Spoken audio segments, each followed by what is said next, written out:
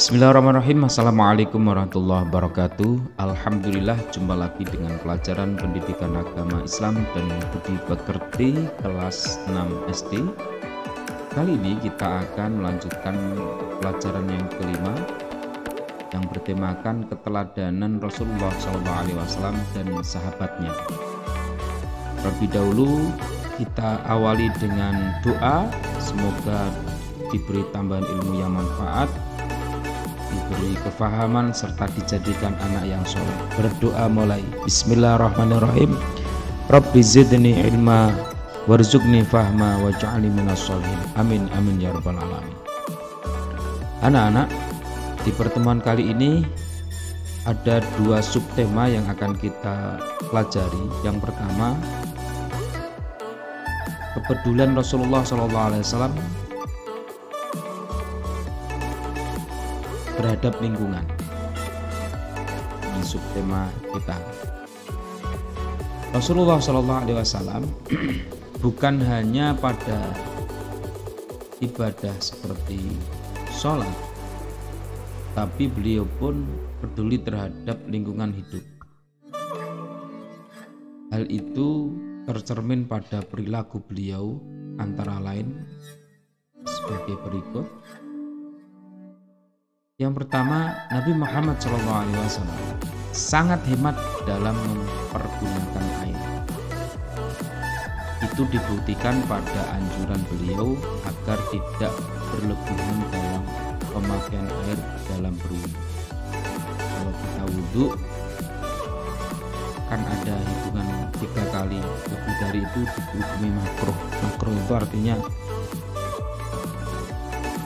lebih baik ditinggalkan daripada dilakukan. Itu menunjukkan Rasulullah SAW peduli sekali atas lingkungan, diantaranya air. Kita tidak boleh berlebihan menggunakan. Yang kedua, Nabi Muhammad SAW mengajarkan agar tidak melakukan kerusakan di muka bumi ini, apapun bentuknya. Tanaman di sekitar kita, ketika tidak ada kebutuhan yang memang sangat mendesak buat kita, ya kita tidak boleh mencabut, memotong dan sebagainya. Kalau toh memang diperlukan buat manusia, ya itu disilahkan, diperbolehkan, akan tetapi juga jangan berlebihan. Ini dua contoh terkait dengan Nabi Muhammad SAW sangat peduli terhadap lingkungan. Subtema kedua adalah Nabi Muhammad SAW sebagai pembawa rahmat bagi alam semesta. Anak-anak, tahukah kalian Nabi Muhammad SAW diutus oleh Allah sebagai rahmat lil alamin, atau sebagai pembawa kasih sayang bagi alam semesta ini? Tentunya kalian ingin lebih tahu apa misi beliau, apa tujuan beliau dalam berdakwah. Tujuan Nabi Muhammad SAW berdakwah adalah untuk mengubah keadaan masyarakat jahiliyah menjadi masyarakat yang sejahtera berdasarkan agama tauhid, itu agama Islam.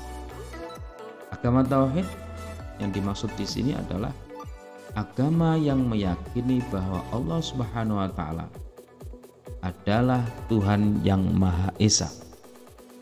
Sedangkan misi beliau dalam berdakwah adalah menciptakan kedamaian dan kesejahteraan hidup. Kedamaian dan kesejahteraan hidup tersebut bukan hanya bagi bangsa Arab ketika itu, tetapi juga bagi seluruh alam sampai sekarang dan akhir zaman. Artinya misi beliau tidak hanya ingin mensejahterakan masyarakat Arab saja, kan, tapi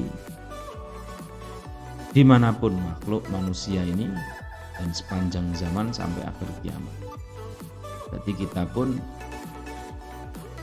diinginkan kepada baginda Nabi untuk mengikuti jejaknya, yakni hidup dalam kebahagiaan dan kesejahteraan.